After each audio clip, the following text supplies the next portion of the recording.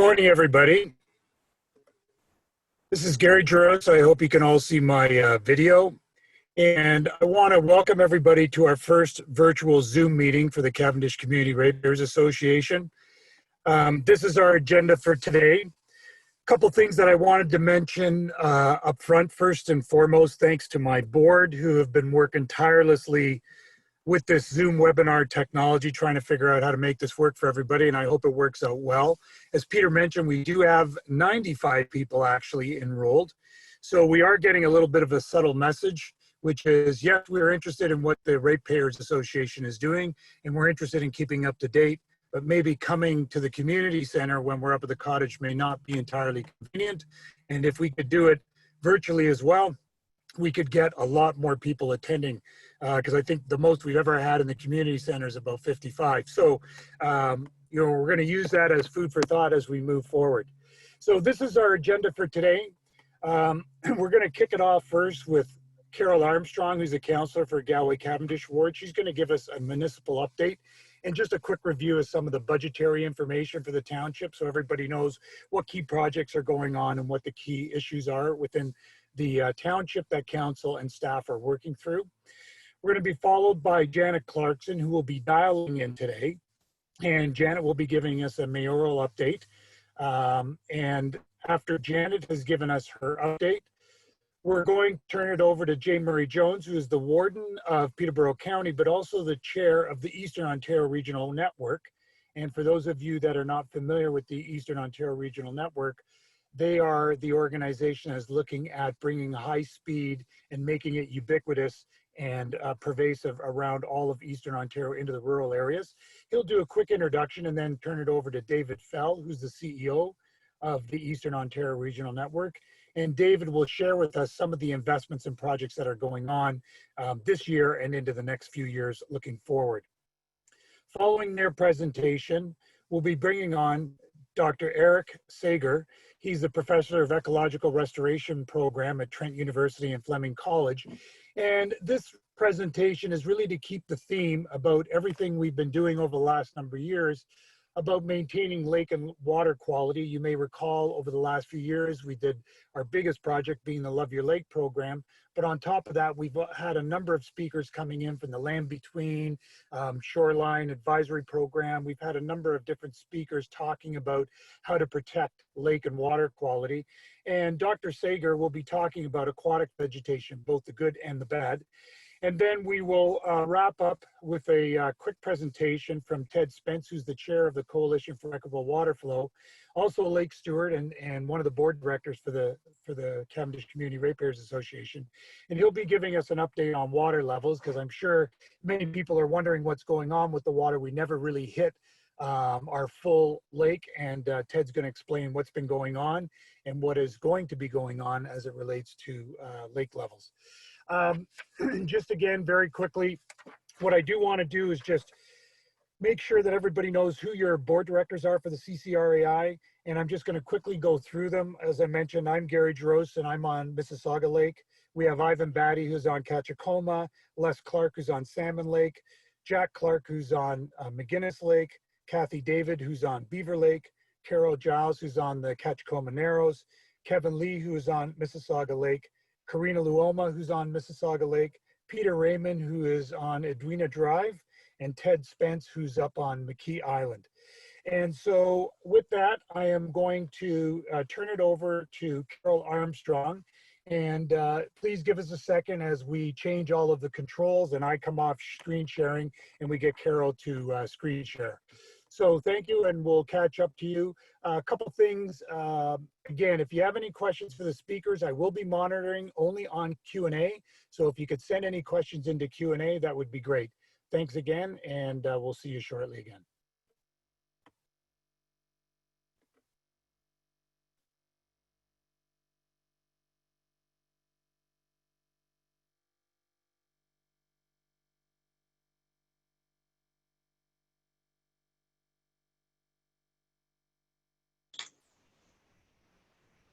Okay, can everybody hear me? I assume yes. Thanks, Gary. and good morning, everyone. I know you're all out there, even though I can't see you or hear you. I'm very pleased to have this opportunity to share some of the initiatives Council has worked on over the last year or so. I'm going to start with, let's see if you can share my screen.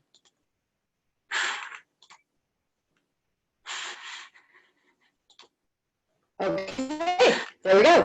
I'm going to start with a little bit about the 2020 budget and your taxes, and then I'll move to some specific topics of interest or concern to some or all of you. Let's just read that. I'm going to turn my camera off for the balance of this so you can focus on the slides, if I'm able to, and then I will, I guess I don't know how to do that. Stop video. All right, and then I'll rejoin you at the end where you can ask any questions that you may have of me. So let's start. The 2020 budget for Trent Lakes is $16 million, which is a whopping 22% increase over last year. However, all of that increase is in the capital budget.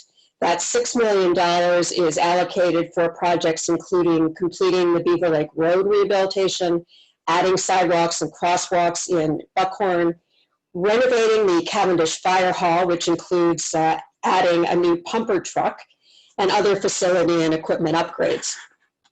Operating costs have actually gone down slightly, and that's a credit to our staff who've been working to find process efficiencies and other areas that they can consolidate their staff positions. Let's take a look at that, $16 million budget. It's funded through $6 million in reserves, grants, and user fees. And again, kudos to staff for sound fiscal management and for searching out available grants. The $10 million is funded through property taxes, and that represents a 3.9% increase over last year. Let's take a closer look at what that means for you. In 2019, the average house in Trent Lakes was valued at $385,000, and the average homeowner, let's call him Joe, paid $1,490 in taxes. In 2020, MPAC reassessed his house at $399,000, and he'll pay $1,541 in taxes. That's roughly the 3.9% increase we saw earlier. Importantly, all of that is covered by the phased-in assessment increase from MPAC, and the tax rate from Trent Lakes has actually stayed flat or slightly decreased. So I think that's a good message that the municipality is managing their fiscal affairs so that it doesn't result in a tax rate increase for the taxpayers. Now I'm going to move into specific topics. And I know I'm going through this quickly, but there's a lot to cover, so bear with me. ATVs, off-road vehicles, are now allowed on all municipal roads because of a new bylaw that was passed this spring. Previously, they were only allowed in the northern section of Trent Lakes, which was frankly somewhat random and very confusing to ATV drivers and clubs. So that's been fixed. However, ATV drivers have to adhere to restrictions, including wearing a helmet, having a valid driver's license.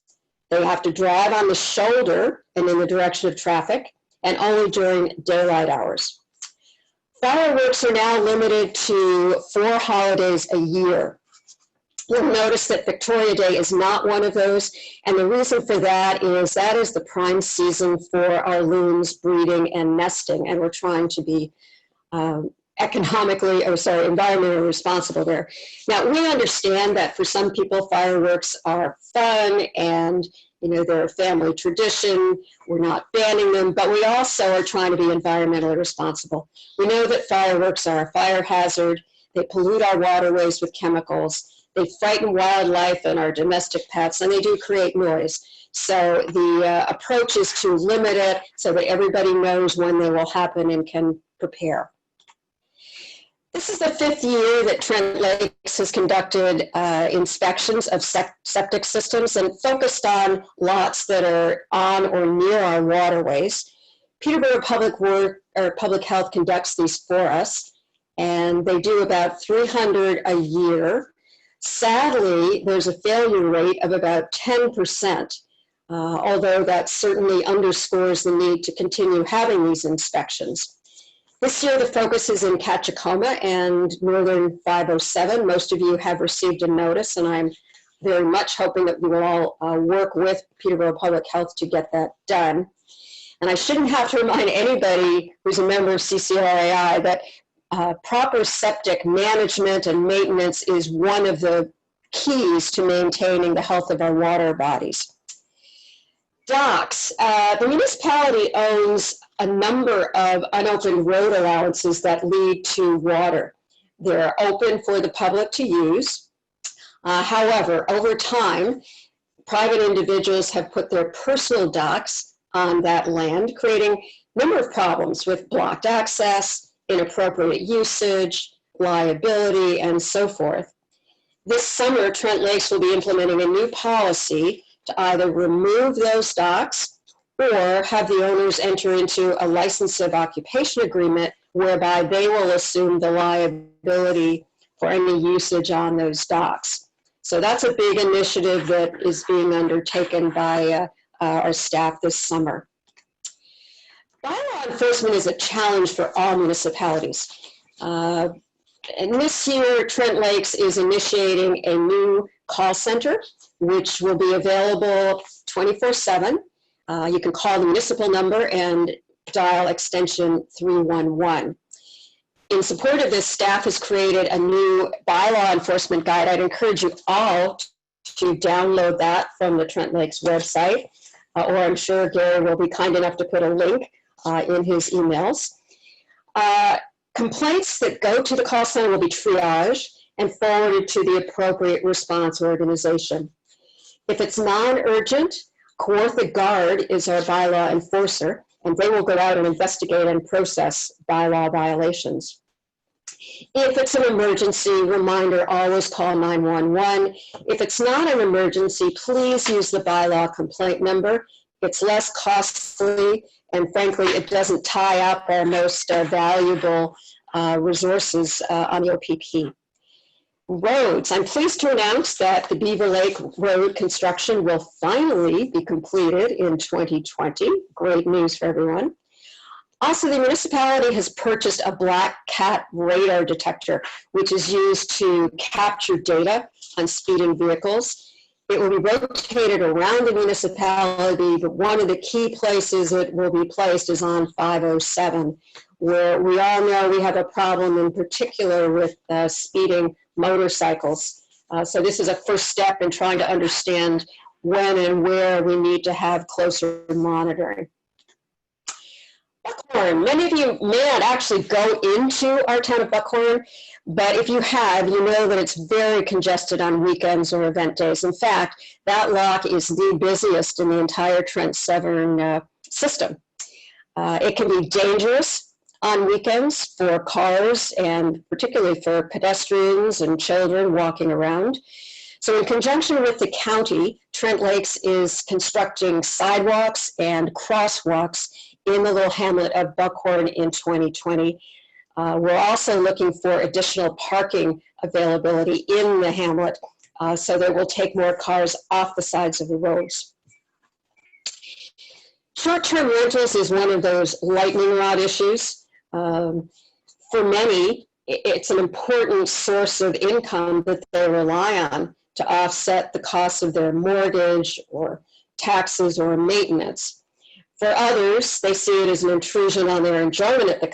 Unfortunately, we've all heard the stories of the nightmare renters next door. Most of the complaints about short-term rentals are bylaw infractions, noise, fire, animals, etc. And our 24/7 complaint line is a first step in managing those specific and problem short-term rentals. Council, obviously affected by COVID-19, like everybody, moved to live webinar meetings in May. Interestingly enough, our attendance has gone up on those to somewhere between 35 and 45 people per session. Plans are in place to record future meetings and make them available to the public for viewing anytime online. An important priority for a municipality is to improve communications with the public, and towards that end, we completed a communications review very recently. They have provided us with a number of recommendations that we're working on, including changes to our website. I know there's a yay in the background around that, and our other channels. Dedicating a professional staff support position to communications, and modernizing format and content.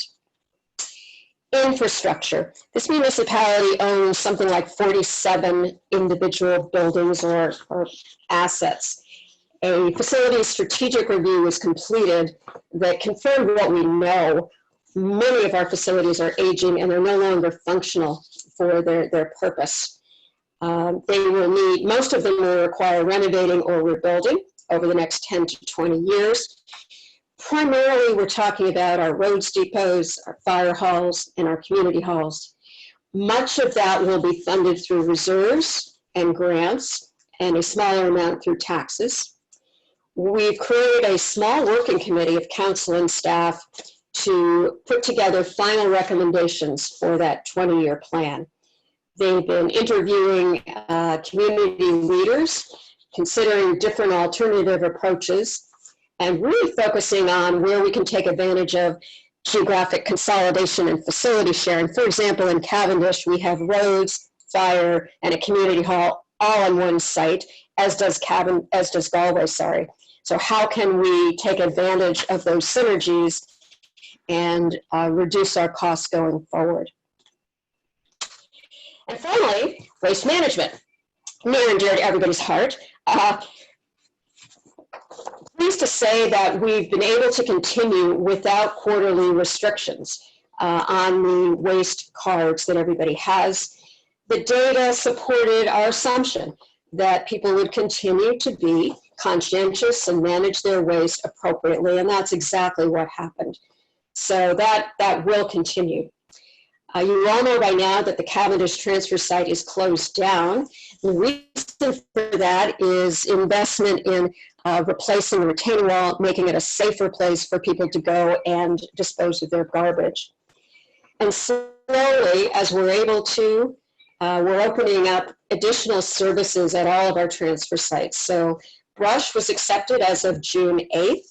As of this weekend, or the weekend of June 6th for Cavendish, we'll be accepting construction materials and furniture, fluorescent bulbs and car batteries, as well as electronics. There will be a hazardous waste day this summer, Saturday, July 25th at Cavendish.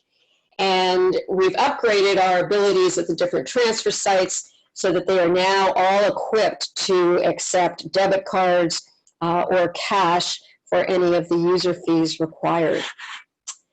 So that's a very quick tour of our, there we go, of things that have been going on in the municipality that I hope are of interest to at least some or all of you. And I'm happy to answer any questions if there are any. Gary? Carol, thank you very much. And there is one question that did come up, and someone has asked, how are fireworks being controlled? Is there anything we can do about private citizens setting them off almost every weekend? Yeah, well, good question. The bylaw complaint line is probably the first place to go to if somebody is setting, actually, let me back up. I think the first thing to do is try and talk with your neighbor and suggest to them that there is a new bylaw and that they are not allowed to set off fireworks except on those weekends. The second line would be the complaint line so that the next step can be taken to prevent them. And that's exactly what the bylaw is intended to do, is to eliminate the fireworks every weekend. Okay, Carol, thank you very much for that great summary. We got comments that that was a great summary from some of the attendees, so thanks very much for investing your Saturday morning helping us out. And now what we're going to do is we're going to move on to our next agenda item, which is Janet Clarkson giving us a mayoral update.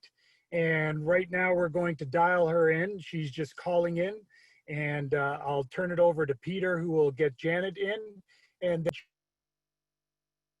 she'll start providing her presentation.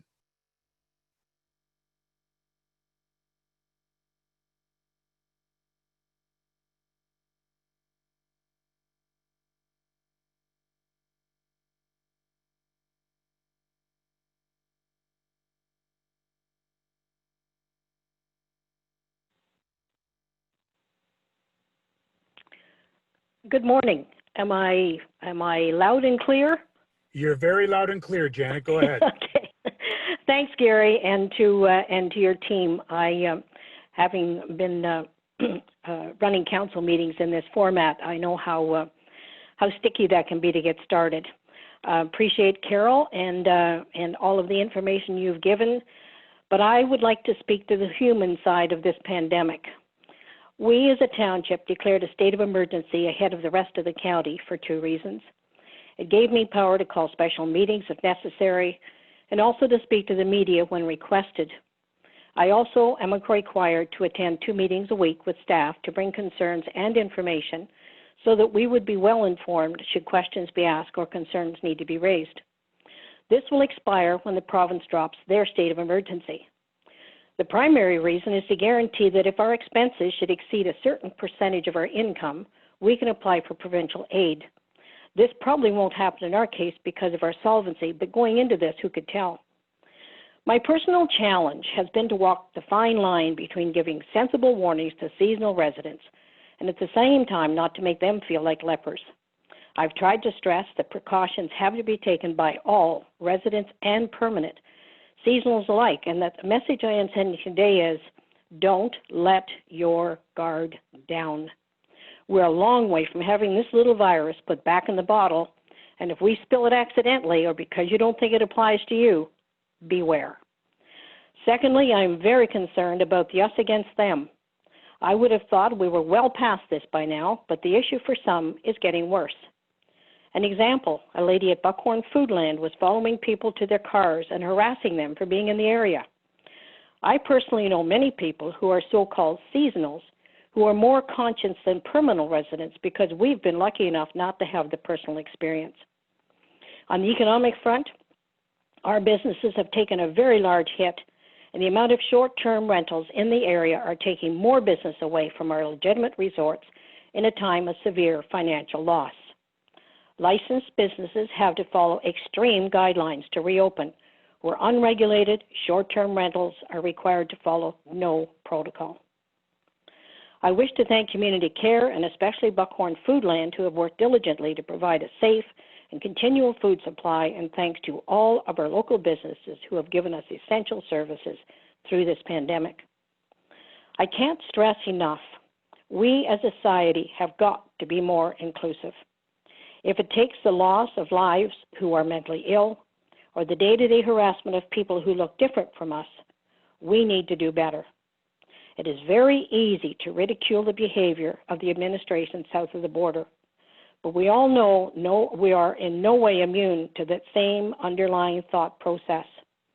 We must do better, and I as a Canadian need to be able to hold my head up and say, not in my backyard. Now, on things that have come in since I kind of put this together, we had a note yesterday from our insurance person saying that our insurance for the township is going to go up roughly 117%. It's a huge increase, and Donna has been working like crazy ever since to try to find another insurer. Most of them will not even tackle municipal insurance, and we haven't had a claim in 9 years.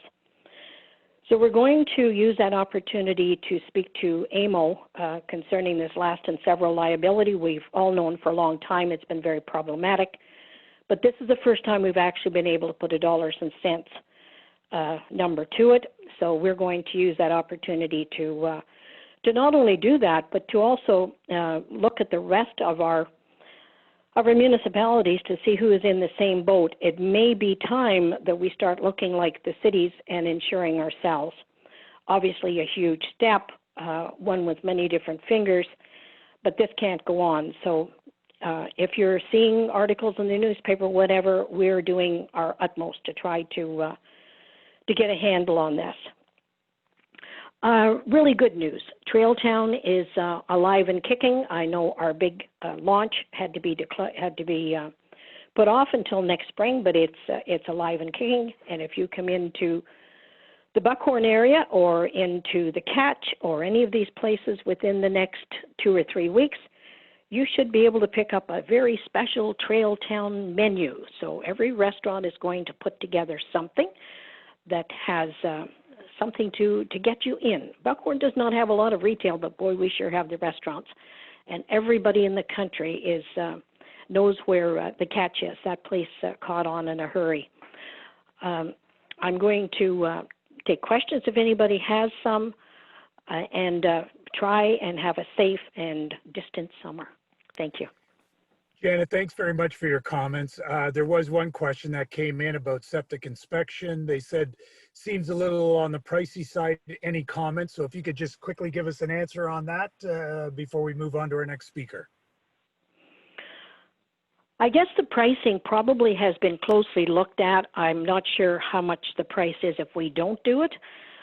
If the restructuring goes through with the health departments that they are talking about at this point, next year it may be a moot point. They want to take 13 and put them down into 8, and we may lose the ability to do some of this by ourselves. So as far as this year is concerned, it is what it is, and we'll let next year play out. But the cost to our environment really exceeds what the cost of these inspections are, in my view. Janet, thank you very much for taking the time out of your Saturday morning. I know you spend many, many hours outside of council chambers every day of the week talking to constituents, and we appreciate you doing it on a Saturday morning. I thank you. Okay, have a great weekend, Janet. Thanks. And now we're going to move on to our next speaker. So we're going to be bringing on J. Murray Jones, Warden of Peterborough County and also the chair of the Eastern Ontario Regional Network. And we're going to just switch over to Murray momentarily. And as soon as, Murray, you see your panelist screen come up, please unmute yourself and we'll have you start.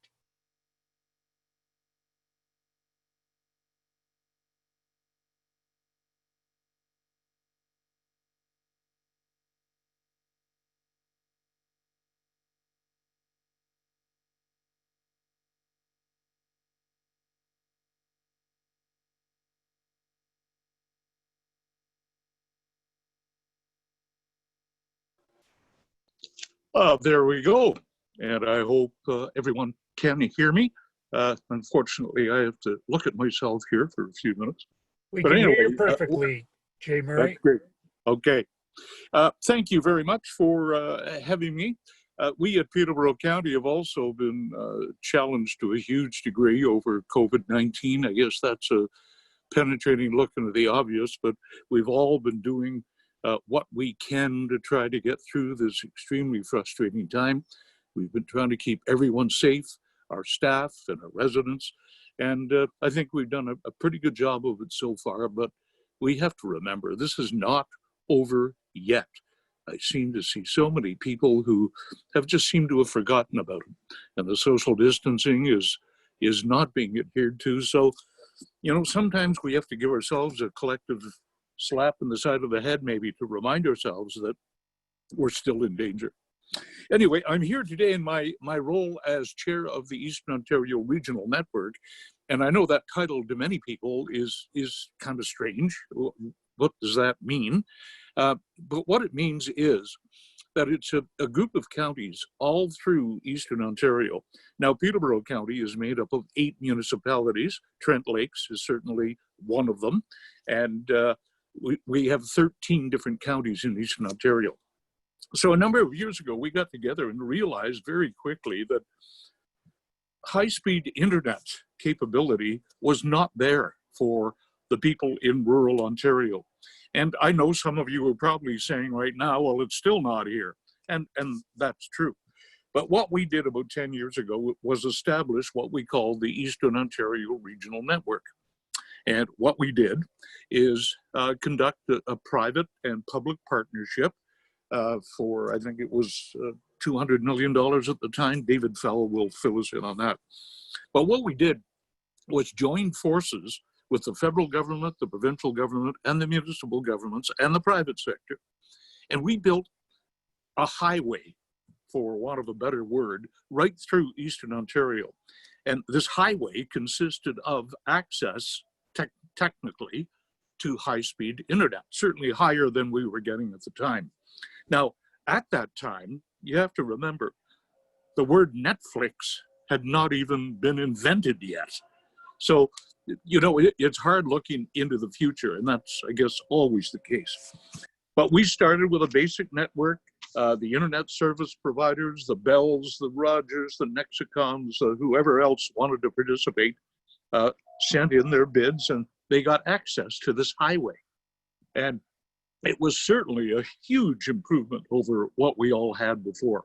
But with today's demands, it almost looks like we didn't do a whole lot compared to 10 years ago. So we are now working on a plan to get the federal and provincial government back on board to get high speed, huge high speed, gigabite to your home, to everyone in Eastern Ontario, whether you're at the lake or whether you're in downtown Peterborough. You should have the same access to this all-important internet. And the COVID-19 situation, I know, has really pointed this out. So we're working on that right now. But another thing we're working on is cell coverage. Now, everyone's using cell phones, of course, and tablets as we move through time here, and it's becoming more and more and more important. So we have just acquired funding from the federal and provincial government to start our Cell Gap project. It is now underway, and we're trying to fill in the holes where you can't get a cell signal. And I think in every square mile of Eastern Ontario, there is probably a spot where that is true. So that is the project we're working on right now. I know it's all kinds of great technical information, but we're doing all this for the right reason, because nobody else is doing it. You cannot count on the private sector to come on your road in cottage country and say, oh, we're going to give you fiber to the home because there's only 2 people on that road. They're just not going to do it. They might do it if there's 500 people on that road, but it's all about the money. And I think we all get that. So that's what we do at the Eastern Ontario Regional Network. We represent 500,000 people in Murray, Eastern it sounds Ontario. like we're losing your audio there. Okay. Okay. Are you actually hearing me now? Sounds like it just came back. Okay, you're hearing me now. I don't know how much you missed, but I am going to turn you over to David Fell. David Fell is the CEO of the Eastern Ontario Regional Network, and there's nobody who knows more about this subject than he does. And he's going to give you a bit of a wrap up on what we're doing about cell coverage and what we're doing about all our other projects. But we get it. We all need high-speed internet, and we all have a right to have the same access and be on the same playing field and have our kids be able to do schoolwork from home. So we are working our tails off trying to make this happen. So I will turn it over to David Fell. He's the brains behind this. And David, I think you can do a much better job of explaining the technicalities than I. So thank you to everyone who's on the line here. I very much appreciate this opportunity. Thank you for your comments, Jane Murray. And now we'll switch over the presentation screen to David Fell. So David, if you could just make sure you unmute yourself and start your video, share your screen, and we'll get on with your presentation. Thank you. Good morning. Can you hear me? We can hear you perfectly well. Thank you, David. Okay. I am going to share my screen. And if you can just let me know, can everyone see that? You're on. Excellent. So thank you very much for the introduction, Warden Jones, and we're looking forward to take you through a very quick presentation this morning. I will say this is a similar presentation to the one we did to County Council this week. It's a short presentation, but it fills in some of the numbers that Jay Murray was talking about. So we will give you, okay, so we will give you an update on the cell gap project and also the CRTC 5010 standard and the gigabit to the home analysis that we've done. So as Jay Murray said, just a reminder, our first project was on fixed broadband to get broadband to the home, and the current project that we're working on is for mobile broadband or cell service. So both of these are required to participate in the economy today. And we all know that much of rural Eastern Ontario doesn't have appropriate access. So with our cell gap project, our goal is to cover 99% of the demand area. And I really want to emphasize that point. The demand area is where people live, where they work, and where they travel. And that makes up about 65% of the geographic area of Eastern Ontario. We determine where the demand area is by getting access to MPAC data. So all of the data for homes, businesses, seasonal residents, it's all in the MPAC data as well as MTO data. And our plan is to cover a little over 8,000 kilometers of roadway in Eastern Ontario. As Warden Jones mentioned, the funding comes from the municipalities of Eastern Ontario, as well as Canada and Ontario. And as we go through this competitive request for proposal process, we're expecting the carriers to contribute a minimum of $61 million. So the $10 million municipal contribution was shared amongst 22 of the 23 municipality upper tiers in Eastern Ontario. And the Peterborough County share was just under $700,000. Some of you might be asking, how can municipalities assist us with the project? So the land use acquisition and the siting for towers, that's federally regulated. And there is a process. We can't change the process.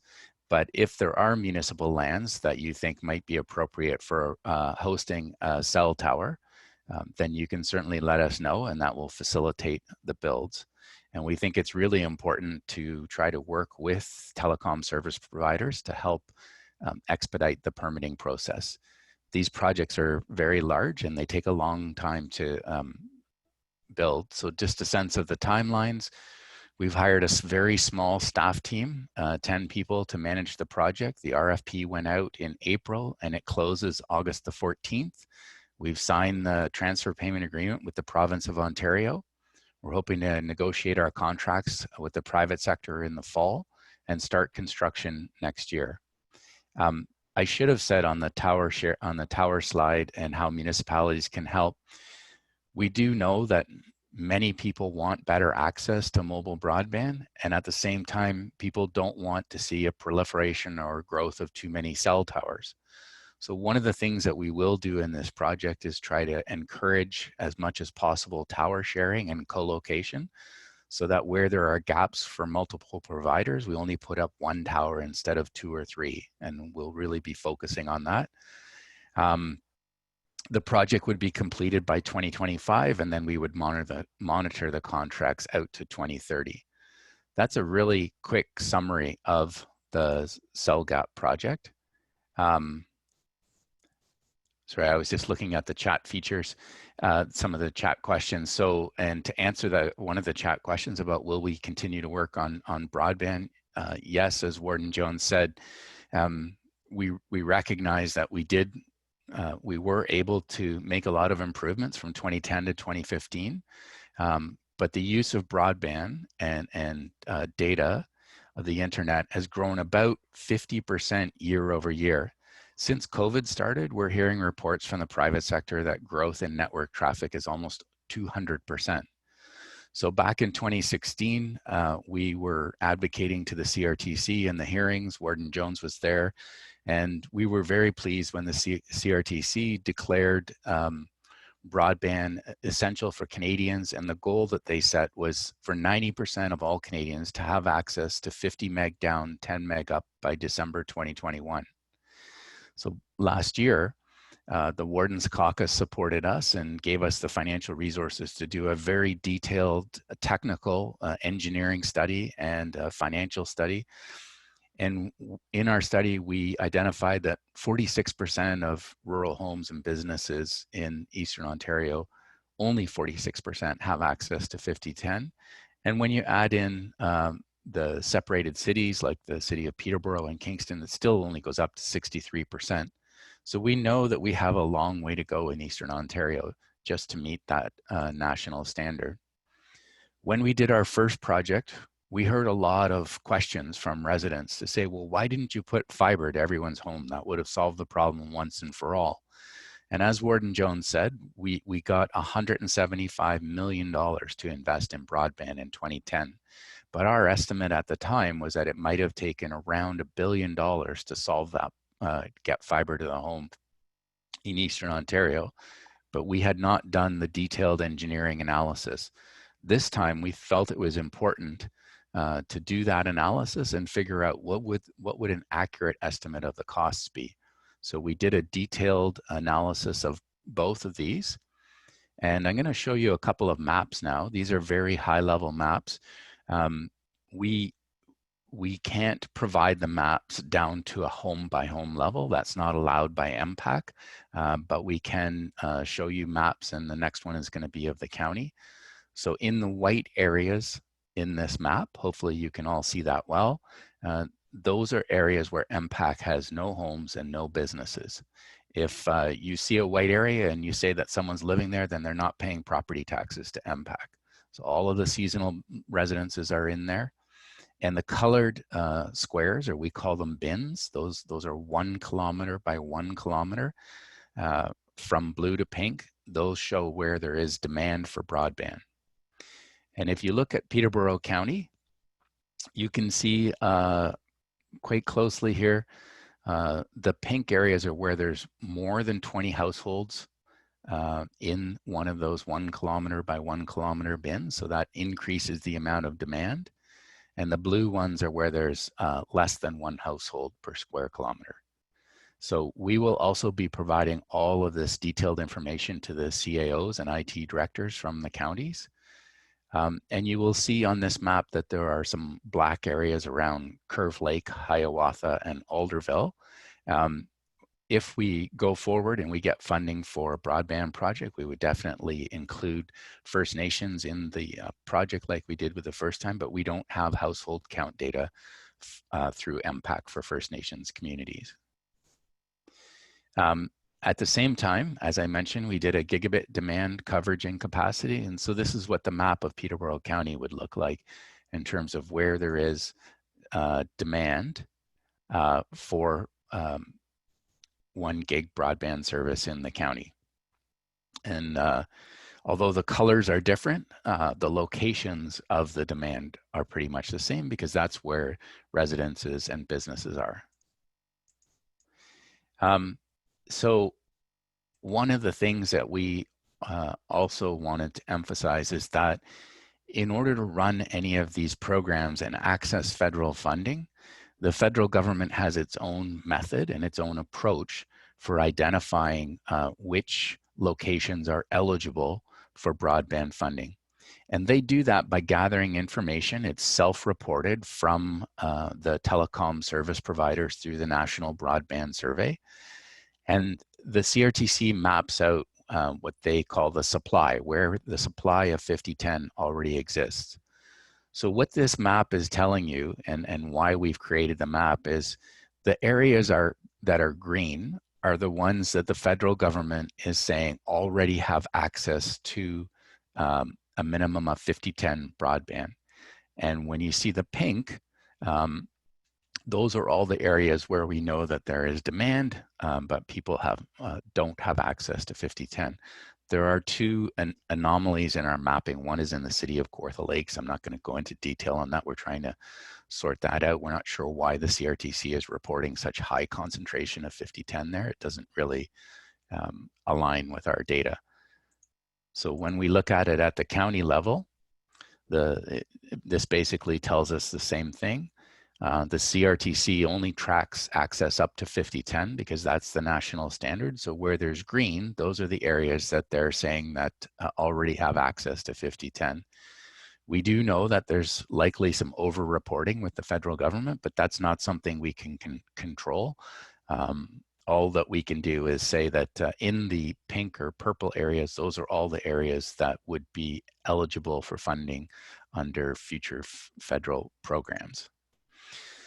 As Warden Jones said, when we started off a little over a year ago, we did all of the engineering and financial analysis, and to get 5010 to 95% of the EOWC, all of Eastern Ontario, it would be somewhere between $500 and $750 million. And if the county were to do this on their own, it would cost about $85 million to cover the county of Peterborough with 5010 for 95% of the population. Now that number, 500 to 750 million, that's the total cost that we believe it would take to get that service out. And there would need to be a subsidy somewhere on the order of 65 to 70%. So as I mentioned, we also did the gig analysis, and it was pretty much in line with our original expectations 10 years ago. To get a gigabit service, which would be a wired or likely fiber solution to every home and business in Eastern Ontario, it would be somewhere between $1.2 and $1.6 billion. And the estimated cost for Peterborough County would be somewhere around $152 million. You might ask, why are the ranges so high between 500 and 750 million and 1.2 and 1.6 billion? Why couldn't we get more accurate? And the reason for that is that the key variable in the range is the cost that's required from telecom service providers to replace utility poles and hang fiber on the poles. In other jurisdictions in Canada, in other provinces that we've worked with, it can cost somewhere on the order of $15 to $20 per meter to hang fiber. In Ontario, it can be $30 to $40 plus per meter for fiber. So we know in some communities it's prohibitive. It's almost impossible for telecom service providers to afford to hang the fiber on the poles. And we've identified this issue with the provincial government, and they are trying to work with Hydro One and other utilities to bring that cost down. I'll give you a very concrete example where we know of a small internet service company that's providing fiber to the home in Haliburton and Minden. And it was cheaper for them, if you know those communities in Haliburton and Minden, it was cheaper for them to bury the fiber and faster than it was for them to string the fiber along the telephone poles. So that's the total cost for the project. We thought optimistically that we might be able to access funding for a 5010 project, but the Wardens Caucus, the mayors, the wardens of Eastern Ontario, and I will say many of the MPs and MPPs have really identified this gigabit to the home project as something that would be significant economic impact in Eastern Ontario, and they are encouraging us to pursue that. So they've directed us to continue to work on that. And we've told the government that we could get this in place as soon as possible using the existing contracts that we've developed.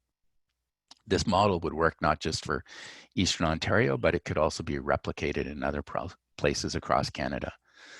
So that's the very quick summary, and I'll stop sharing my screen and try to. Well, thank you, David, very much. There has been a few questions come in, but we have to keep moving on our agenda. So I'm just going to kind of quickly go through them. If you could give us just a quick response to them. First one is, apparently Bell received approval from council for a new cell tower near their Cavendish Community Center, but it hasn't been built. And when the ratepayer calls in, he's about to Bell, they say they're going to build it in the next 12 months, and that's been going on for a few years. So he's trying to figure out how do you get real answers from these companies. And then the other questions are just about Starlink and SpaceX satellite. I don't know if those come into play as it relates to the Eastern Ontario Regional Network, but if you could just give us a quick, snappy response, and then we're going to move on our agenda. Sure, I'll do my best. So because we have an RFP out for the cell project, we don't talk to the carriers right now. We can't talk to them. They're competing against each other. So that Bell tower near Cavendish, I don't know anything about that. And if they already have approval and they're planning to go ahead, then they already have approval to put the tower up, then I think it would just be to give them a call and see if you can find out what's going on. In terms of Starlink, it's supposed to come online next year. The promises are great. The technology looks wonderful. With all of these things, cautiously optimistic that it will be very helpful and it will provide much better access, but I'm skeptical about the timelines in terms of everyone being able to access it by end of next year. Okay, thanks again, David. There has been a request to see if you could share your presentation with us, and if maybe when you do send your presentation over, if you have any indication in terms of a rollout schedule indicating what areas would be getting improved service and when, that would be helpful. So yeah, David, thank you very much again for your time, and we're going to turn over the presentation right now to Dr. Eric Sager.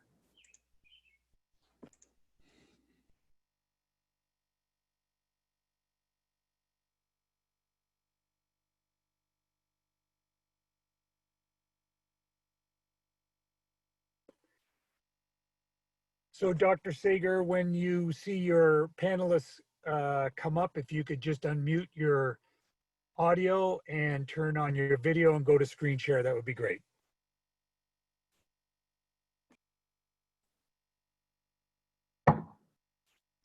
Hello. We can see you and hear you, Dr. Sager. Okay, very good. I'll get my screen up here.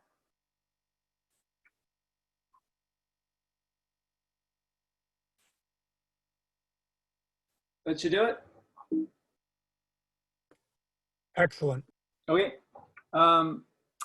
Thank you for inviting me. I've been asked to talk a bit about the world of plants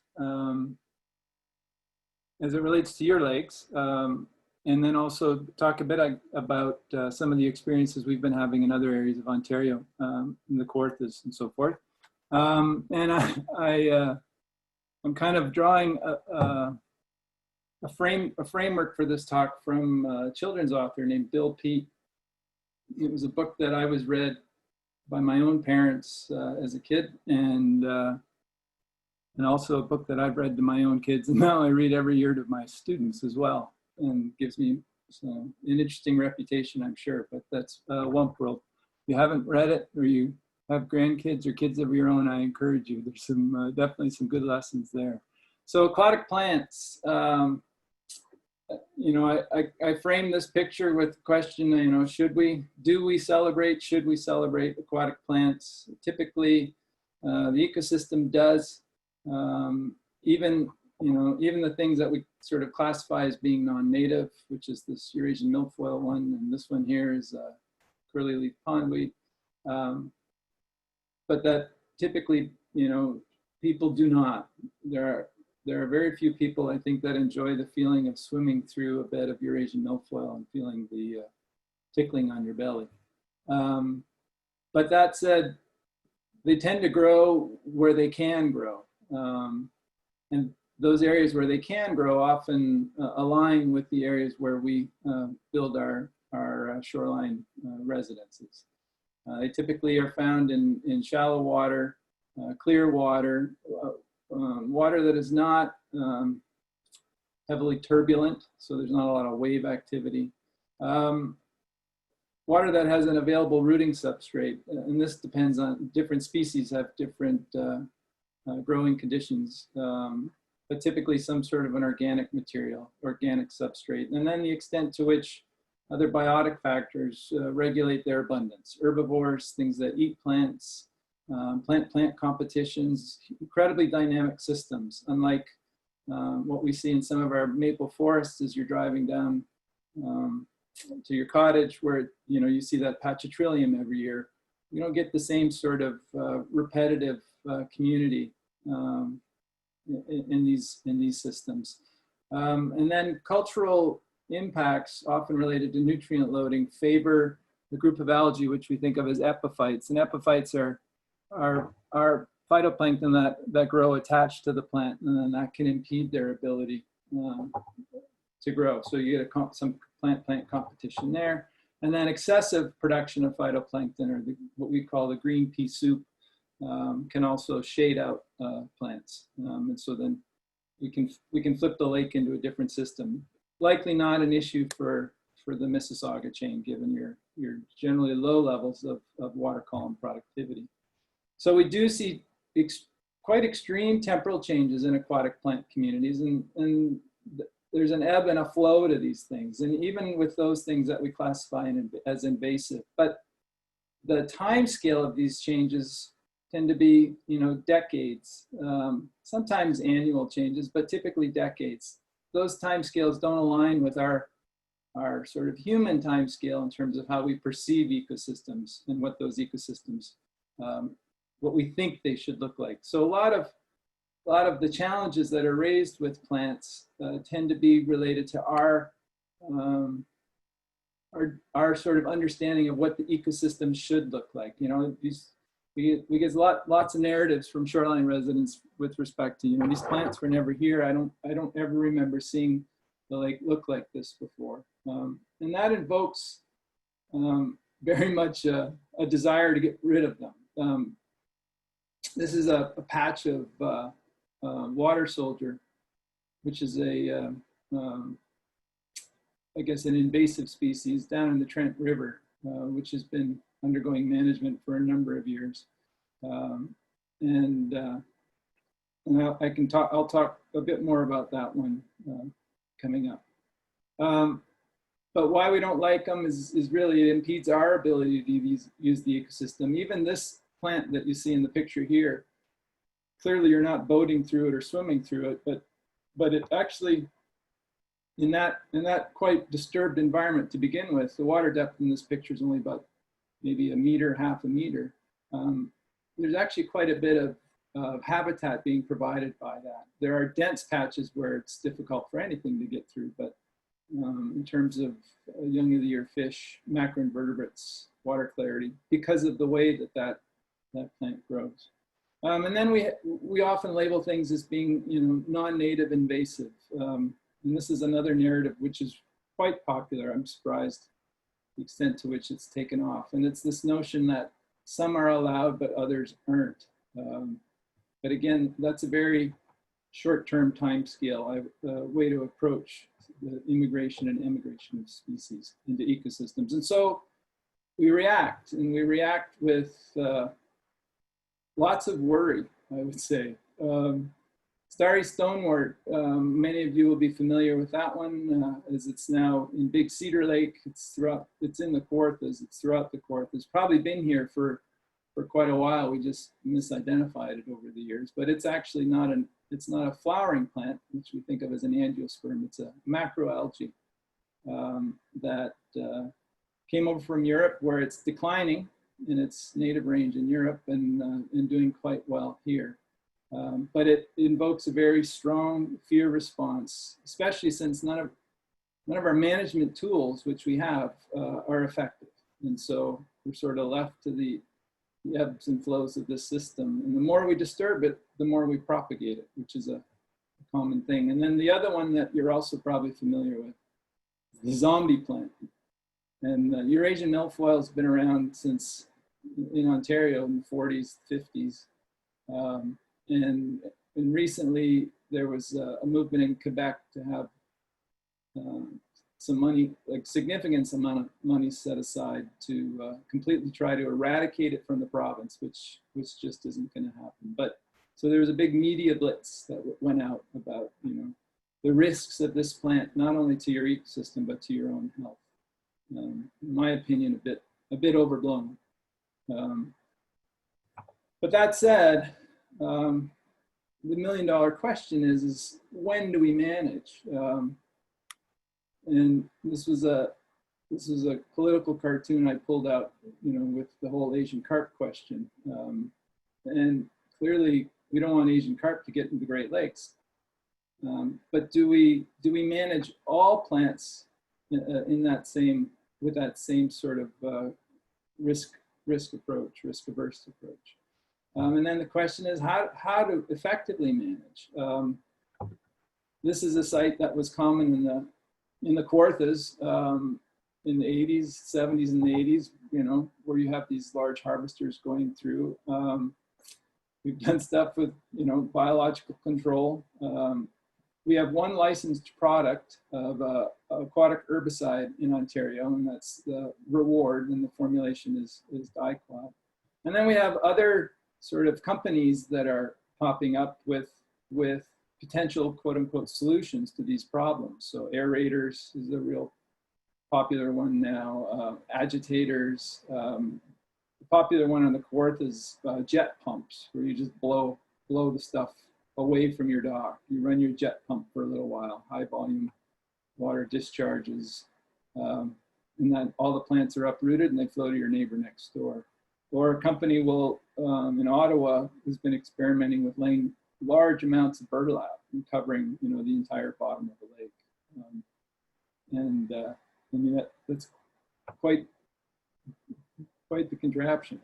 But in all of these, one of the things we don't consider is, okay, so if you have a species and you don't like it, or you're concerned about its presence, how do you deal with it? And then what's going to grow in its place? Many times with these sorts of technologies, and even with the biological control, and you're just replacing more milfoil into the milfoil patch you're removing because of its biology and the extent to which it reproduces. How am I doing for time? Okay. So a bit of a case study here. Water soldier was discovered in 2010 down in the Trent River. It's a northern Eurasian species that grows kind of like spider plants, if you remember spider plants, or if you have those growing at your home, where you have these large rosettes, almost aloe-like, with these finely serrated leaves. And then it has these little offshoots, like your spider plant did, and you can see them here, that eventually break off and die. And then it produces these tiny little turions every year, which is another way of cloning itself. We've only got one sex in this entire population that moved in, and so it's all clonal reproduction.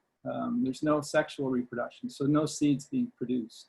And it's invading an area that was, you know, before the Trent system went in, largely going to be sort of wetland or flooded lands, which is now reverting into wetlands. So shallow waters tends to only be found up to 2 meters in depth, but where it grows grows quite well. Given its high risk with respect to movement and human movement, i.e. the Trent-Severn waterway, and given at that time in 2010 when it was first discovered, the goal of eradication was established. So a working group was put together to figure out what's the best way to achieve this goal. And so they tried different mixes of technologies with respect to harvesters. There's a harvesting company that went into a small patch, but clearly couldn't keep up with the biomass and was not effective at getting all of the material. Shade cloths worked really effectively, where you suspend a shade cloth over a patch. This is something that some people have done for Eurasian milfoil, sort of off the end of their dock. It impedes your use of the water 1 year, but it's pretty effective in terms of clearing the plant in the short term. But again, not a very large scale application. Hand pulling, very effective, but again, not a very large scale application. And so the idea went to go with herbicides, and treatment was going to be in October. This is a species that is an evergreen species, stays in the water column well into December. Most of our natives are gone, so that's why we went with an October application. So some maps of this is the region in the Trent River, known as Lake Seymour, just below the community of Trent River, which is sort of up at this area right here. you can see my cursor. The red denotes where water soldier was identified. So they did a M&R, MOE, or M&R and OFH, and Parks Canada did whole lake surveys. And then on a gridded basis. So quite exhaustive effort, a couple weeks to achieve this. Originally focusing on the Lake Seymour area, but then concentrating farther down as it works its way towards Bay of Quinte. And you'll see that in 2015, lots of red. So that was the first year that the whole lake, what they classified as a whole lake application, so 130 hectares of water soldier was sprayed. They basically bought up all of the dicot in all of Canada for this project.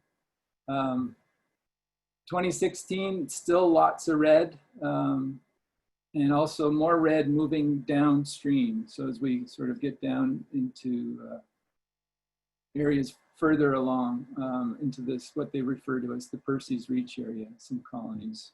2018, the application, and each year I should note that there was a whole lake, again, a whole lake application of dicot. 2018, again, we're actually showing a reduction, quite a significant reduction in water soldier, except in this area, Puffball Bay, which was not sprayed at this time. Just because of the ability to get into that site. But again, and I don't have the maps to show you, it's continuing to move downstream. So it's kind of like a tube of toothpaste. You know, what we're doing is we're sort of squeezing it from the main source farther down. And that's probably those turions. And then the $1 million question, even with that project, and it's not something that we've thought about necessarily, is what's going to be the post-management community. Are we just going to have another round of water soldier that grows up eventually, you know, in 5 years, where we're right back to where we were? Or, you know, what we see in some of the sites is we see that starry stonework come in. This table sort of lists a lot of the kind of native species that we saw pre-water soldier growing in those regions. And there's still a lot of natives that are there. And we've actually knocked these natives back by doing that whole lake application to get rid of the water soldier. But then we also have in that Puffball Bay area, which was treated 2 years ago now, we see a recovery of perhaps a pre-settlement community, which is the wild rice growing. And you know, in terms of, from an ecosystems perspective, that's certainly a win. Be curious to see the reaction in terms of from a shoreline resident perspective, because, you know, much in terms of the extent to which that impedes recreational activities, as did the water soldier. So there's really very little being done trying to think about that post-management community because of the extent to which you know, 130, 150 hectares, 160 hectares were treated. So it's a big area. And the hope would be that there'd be somewhere a remnant sort of seed bank sitting in the sediments that comes up and grows. So those studies are underway. And then the other one, which is probably familiar to some of you, it's in Senior Lakes. It's certainly parked next door in Big Cedar Lake, Coon Lake, Jack's Lake, up the road, is Eurasian milfoil, the zombie plant. In the Kawarthas, we have it, but it's kind of just a part of the mix. It's not a dominant thing. We have so many native plants growing here that it competes. It just sort of finds a niche, pretty much the same niche that the native one did, which is the northern milfoil, this one in the middle. And in fact, they've hybridized. We have a hybrid now, so we have a little bit of hybrid vigor for any of you in the agricultural world. But again, it seems to just sort of sit where it usually sits. We don't get these monster rafts of it forming. It's kind of an interesting plant as we learn about it. The latest thing in ecology is to look at the cryptic diversity of species. And this is this notion of ecotypes, genotypes. You know, not all Eurasian milfoil is created equally. And this figure here, you can see red, which is one genotype, blue, which is a sort of the northern milfoil. So anywhere where you have red and blue, that denotes hybrid. And then you have green, which is a second genotype. And this is work done with a geneticist in Montana now, Ryan Thune. His lab has identified this. For Ontario only, if we look at Ontario only, we seem to have 3 genotypes. We've got, and these yellow ones are these sort of regions, is a genotype that seems to like these regions more in central Ontario. In these sorts of lakes here, we get more yellow. And those are the regions that traditionally weren't covered in plants before.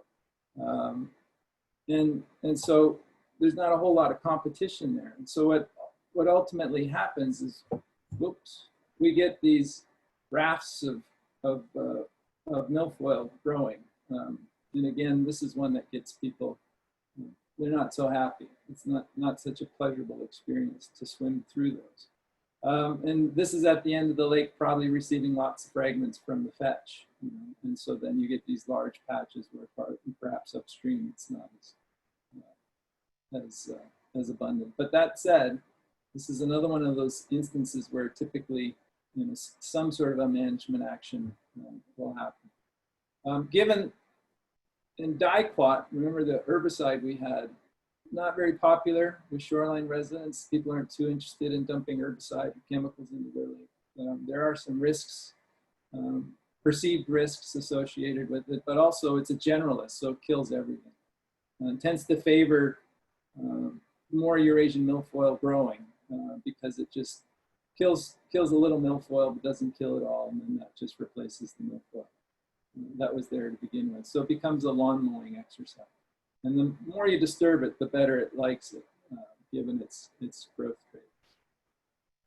So Big Cedar Lake, just down the road from you, undertook some work with a consulting company to assess the efficacy of biological control. And this is that little Eurasian milfoil weevil. And this is a native weevil, native to our lakes, that evolved a relationship with northern water milfoil. Then Eurasian milfoil shows up and it's like, gee, this tastes better. And it switches its preference now to Eurasian milfoil. So the idea being that you capture these little guys, and Amanda Cooper, who's a student who worked for me, she worked for that consulting company. And then when we took over the research, she worked with me, called her the Weevil Whisperer. They would go out and literally capture about 2,000 of these things, take them back into the lab, and then play Barry White music and make them propagate.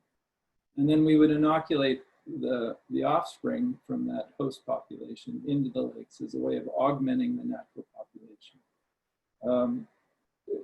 Incredibly labor intensive.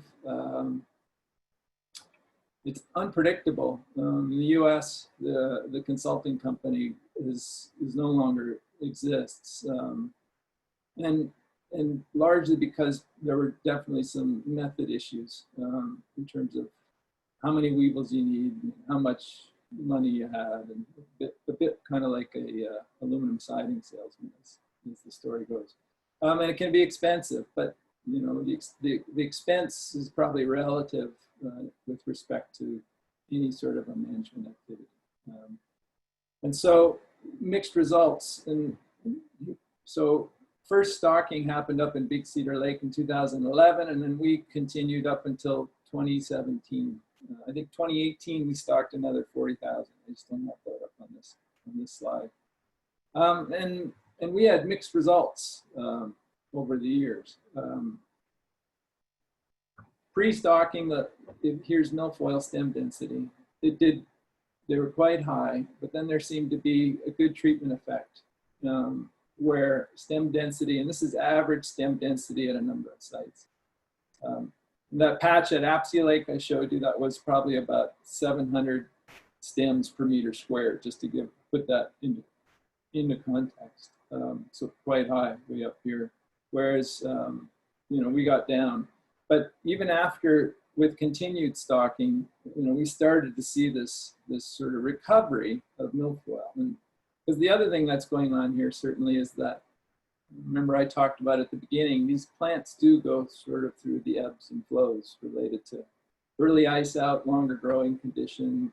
Warmer spring temperatures favor some species over others. Cooler spring temperatures favor some species over others. It's quite a dynamic system. And the data I'm going to show you shows that this trend of increasing milfoil is likely to continue.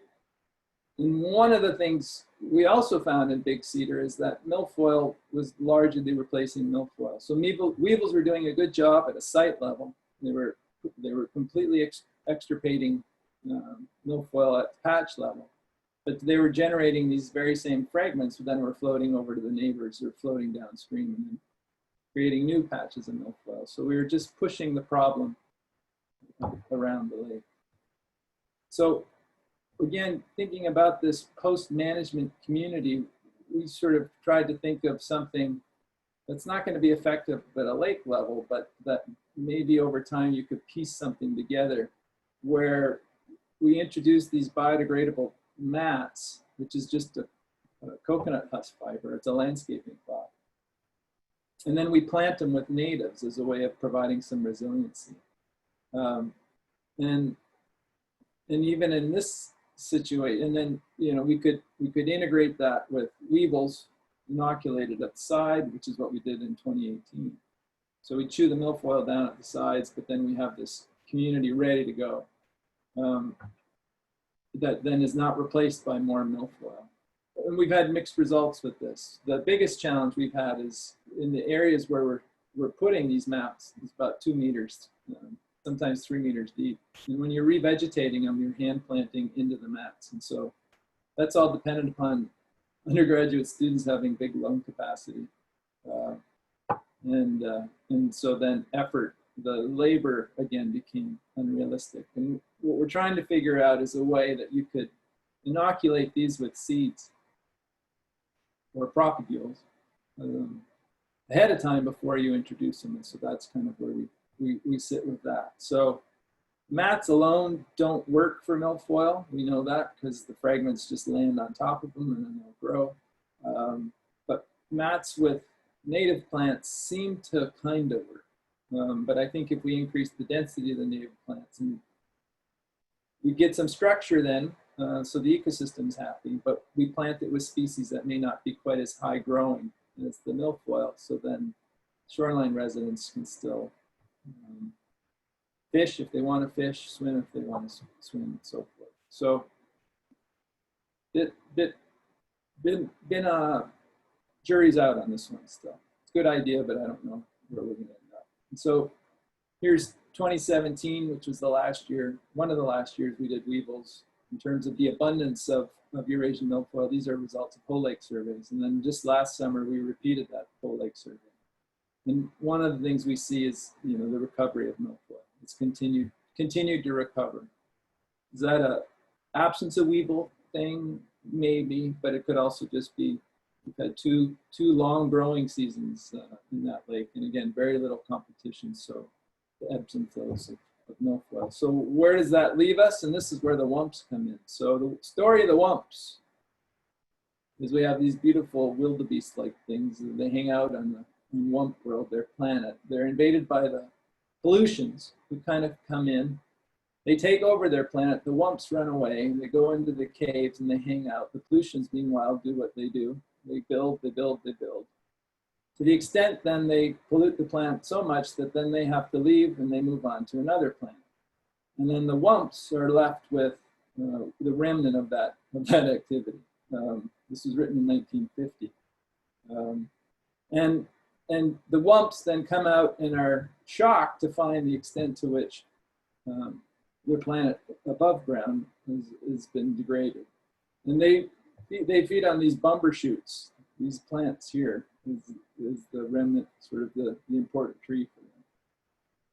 But then they essentially, the ending of the story, in time the murky skies would clear up and the rains would wash the scum from the rivers and the lakes. The tall buildings would come tumbling down and the freeways would crumble away. And in time, the green growth would wind its way up through the rubble. But the wump world would never be quite the same. And I think, it speaks to the resiliency of ecosystems, that speaks to the extent to which even, as a restoration ecologist, I'm always asked the question about, from prospective students, the whole notion of hope, and I think ecosystems are resilient, but our expectations of ecosystems, I think, are a bit short-sighted and false.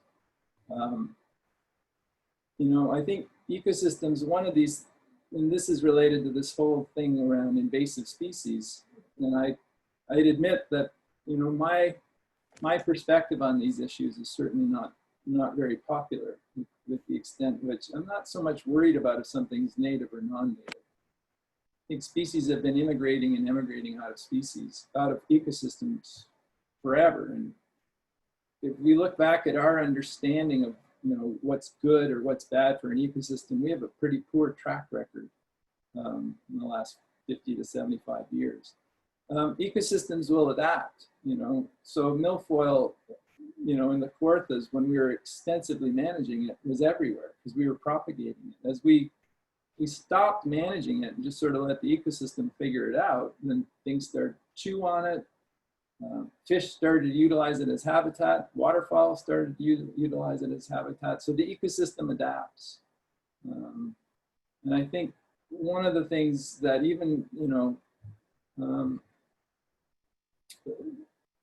you guys are going to have to think about moving forward is that, we've been swimming with plants for a long time down here in the Kawarthas, essentially a bunch of flooded wetlands. You've got some of those back bays where you've got lots of floating leaf plants, lots of emergent plants, and they're all expected to increase in abundance as we continue to increase the amount of carbon in the atmosphere. And then also likely there are going to be some submersed plants which start to become more abundant in the lake. And I think how you respond to that is going to be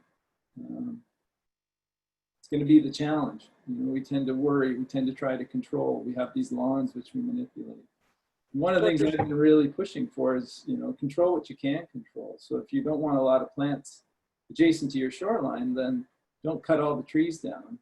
Keep it forested. That keeps a canopy growing over the top, and so then you wouldn't get much plants because there's your natural shading mechanism. But we were doing some work up in Chandos Lake, and it was pretty obvious. People who cleared their lots had lots of milfoil growing. People who left a canopy of trees there didn't have as much. It's not like it wasn't there, but it wasn't as abundant.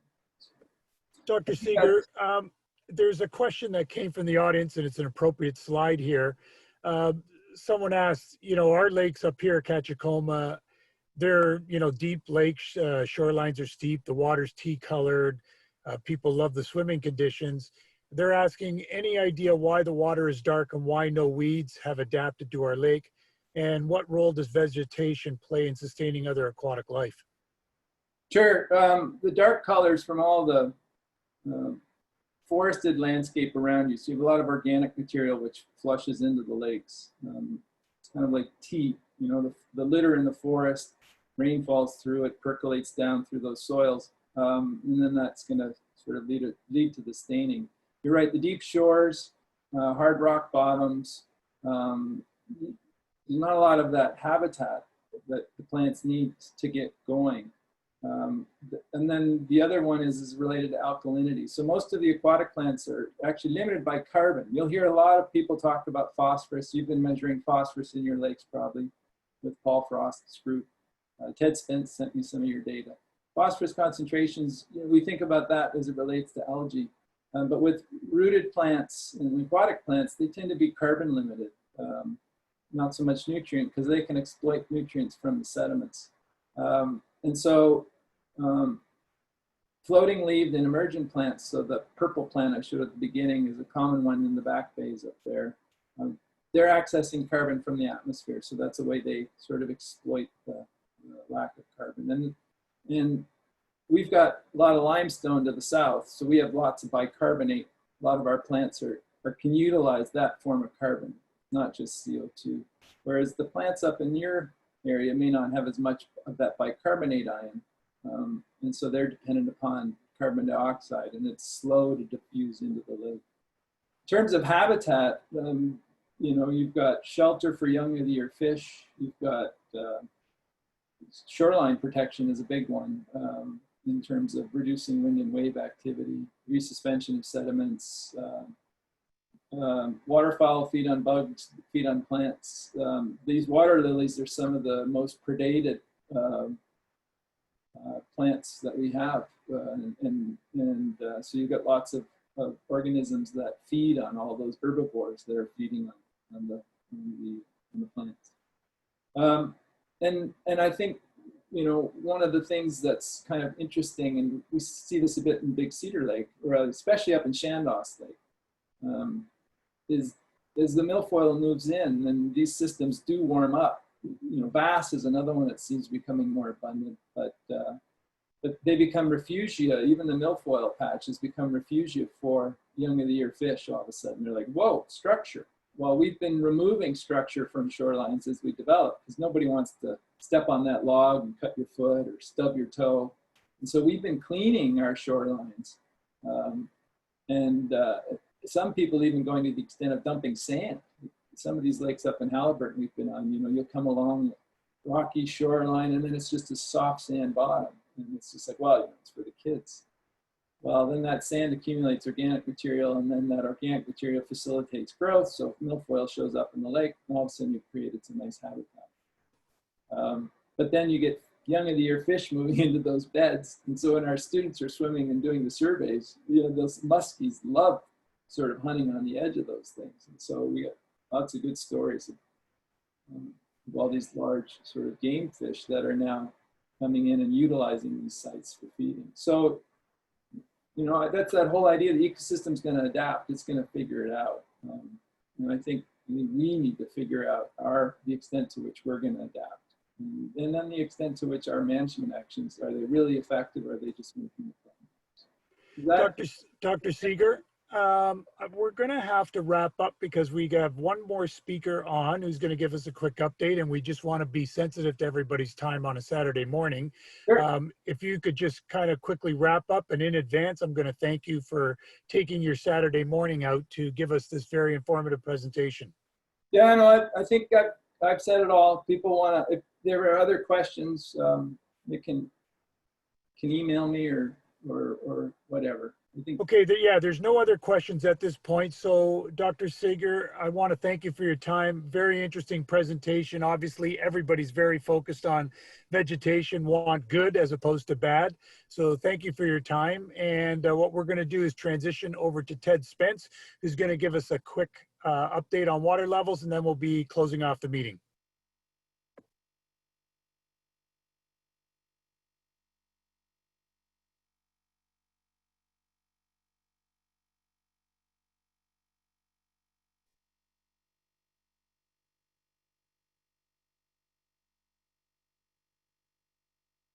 Okay, Ted, if you could share your screen, that would be outstanding. Thank you.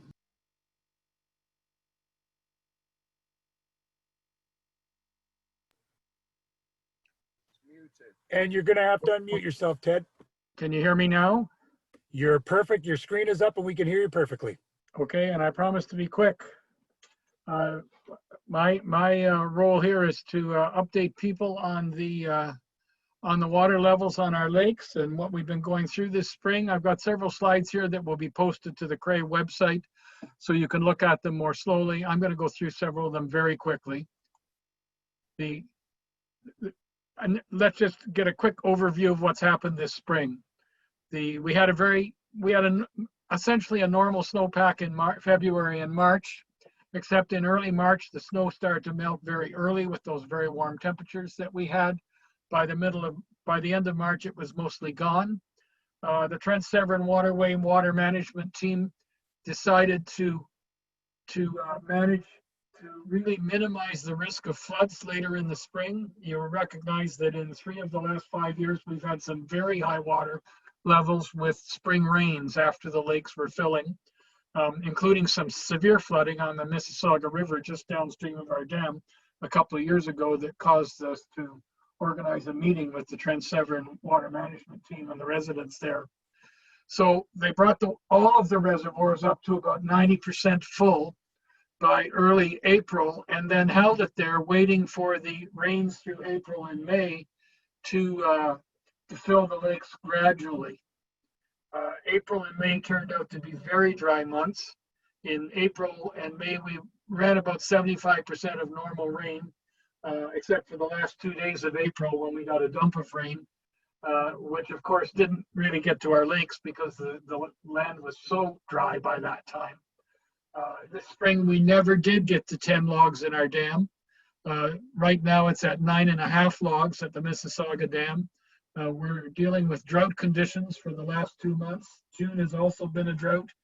I mean, at least 4 times we've had forecasts for 25 to 50 millimeters of rain, and instead we got 5. So we're very fortunate to see our lake very close to full at the moment, but the problem is there's nothing coming into it. If you're near any of those inflows, like Pencil Creek or from Bottle Creek, there's hardly anything coming in. So we're facing a drought all through the basin. We can expect the Trent Severn to actually start managing the dam within the next few days. Expect it to begin to draw down, and it will restore the flow on the river. I must say we're quite aware of the fact that the Mississauga River has been extremely low, and the 50 or so cottagers there just below the dam have been suffering. I'm going to go fairly quickly now through this slide, which I'm not going to spend time on, gives you the details of the precipitation and just how dry it's been. Those of you who follow the Peterborough Examiner will know that the Autonomy Conservation has asked everyone in their basin to start reducing their water use because of the developing drought conditions. Even last week on Tuesday and Wednesday, when we had the forecast for 25 millimeters of rain, I think we got about 5 in the area of Mississauga Lakes, the Mississauga Lake chain. There was 30 or 40 up, much further up in the Gull River Basin in Halliburton, but it was very, very localized. Now here's the graph for this year's water level. You can see that this is where they capped it off here at 90% full by the end of April. The melt started way back in the second week of March, and they stored the water in the lake and then leveled it off at 90%, and it stopped raining.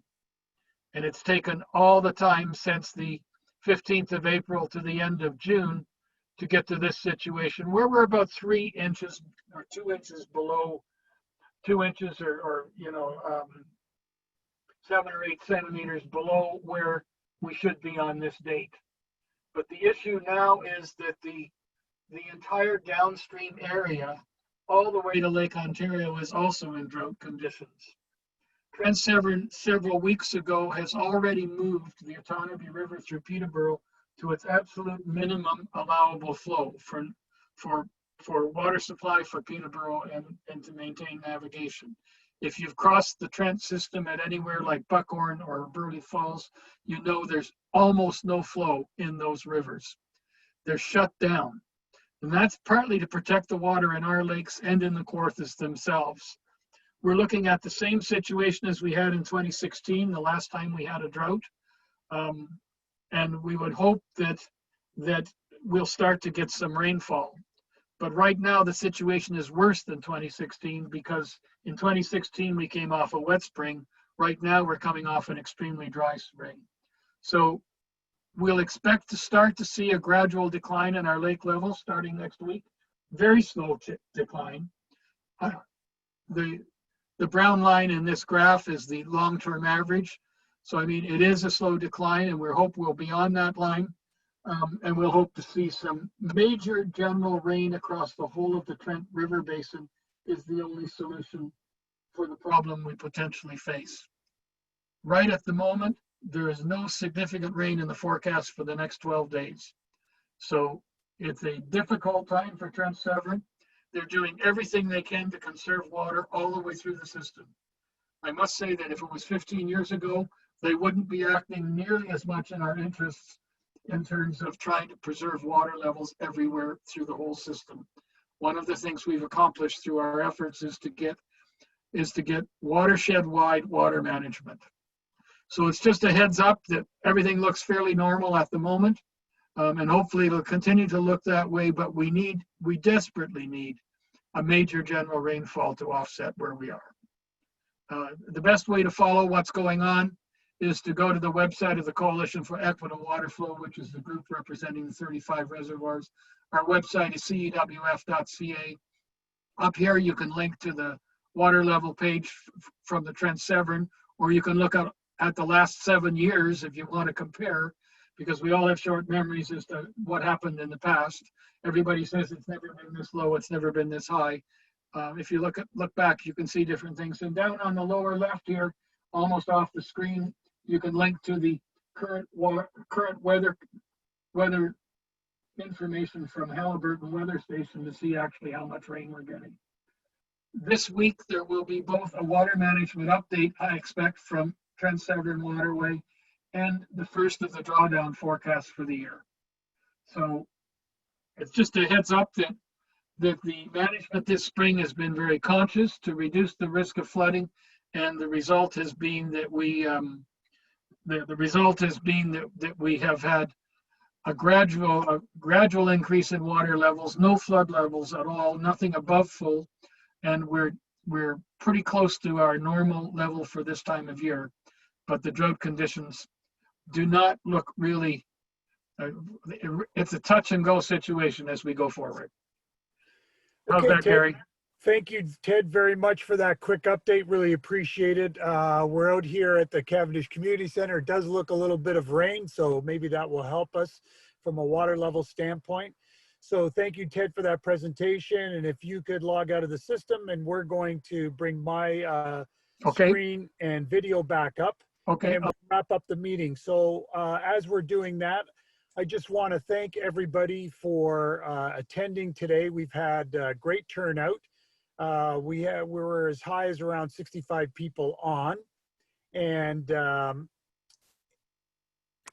just bringing my screen up right now.